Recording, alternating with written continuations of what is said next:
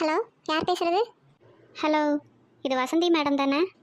ஆமாம், நான் தான் பேசுகிறேன். நீங்கள் யார்? மேடம், நான் உங்கள் பையனோட டீச்சர் பேசுகிறேன் மேடம். சொல்லுங்கள் டீச்சர், என்ன விஷயம்? மேடம், நான் அவனை ஒரு வாரமாக சொல்லிகிட்டு இருக்கேன் உன் பேரண்ட்ஸை கூட்டிகிட்டு வான்னு. அவன் இன்னும் வரைக்கும் கூட்டிகிட்டே வரல மேடம். உங்ககிட்ட ஏதாவது சொன்னானா இல்லையா? அப்படியா? அவன் என்கிட்ட ஒன்றுமே சொல்லலையே. எதுக்கு மேடம் நீங்கள் கூப்பிட்டு வர சொன்னீங்க? மேடம், இது யாருக்கா இருந்தாலும் கேட்குறதுக்கு கஷ்டமாக தான் இருக்கும். ஆனால் எனக்கு வேறு வழி இல்லை. சொல்ல வேண்டியது எங்கள் கடமை. நான் சொல்லி தான் ஆகணும். உங்கள் பையன் கிளாஸில் ஒழுங்காகவே படிக்க மாட்டேங்கிறான் மேடம்.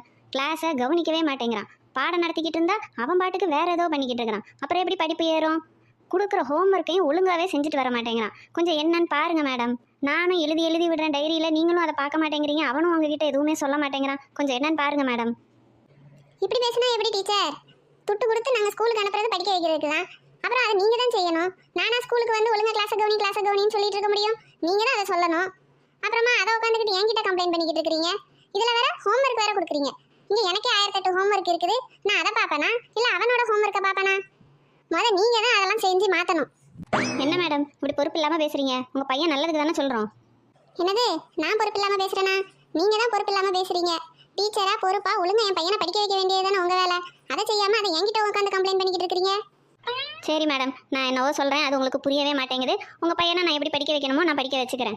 ஆனால் ஒழுங்காக இருக்க சொல்லுங்கள். கிளாஸில் எப்போ பார்த்தாலும் சேட்டை பண்ணிக்கிட்டே இருக்கிறான். யாரையாவது போட்டு அடிச்சிடுறான், தள்ளி விடுறான், கிள்ளிடுறான். மற்ற பேரண்ட்ஸ்டேருந்து எனக்கு ஒரே கம்ப்ளைண்ட்டாக வருது. அதாவது ஒழுங்காக இருக்க சொல்லுங்கள் அவனை.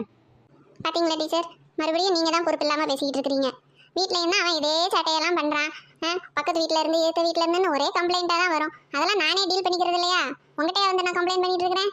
அப்போ ஸ்கூலில் நடக்கிறதுக்கெல்லாம் நீங்கள் தான் பொறுப்பெடுத்து நீங்கள் தான் பார்த்துக்கணும். என்கிட்ட வந்து எல்லாத்தையும் சொல்லிக்கிட்டு இருக்கிறீங்க. சரி மேடம், உங்கள்கிட்ட பேசி ஒரு பிரயோஜனமும் இல்லைன்னு எனக்கு தெரியுது.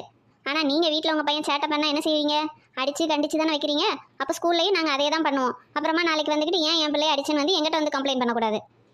நான் ஏன் மேடம் கம்ப்ளைண்ட் பண்ண போகிறேன்? வீட்டில் இருக்கிற வரைக்கும் தான் அவன் என் பிள்ளை. ஸ்கூலுக்கு வந்துட்டானா அவன் உங்கள் பிள்ளை தான். நீங்கள் அடிங்க, திட்டுங்க, வெளியே நிற்க வைங்க, முட்டு போட வைங்க, என்ன வேணால் பண்ணுங்க. நான் எந்த கம்ப்ளைண்ட்டும் பண்ண மாட்டேன்.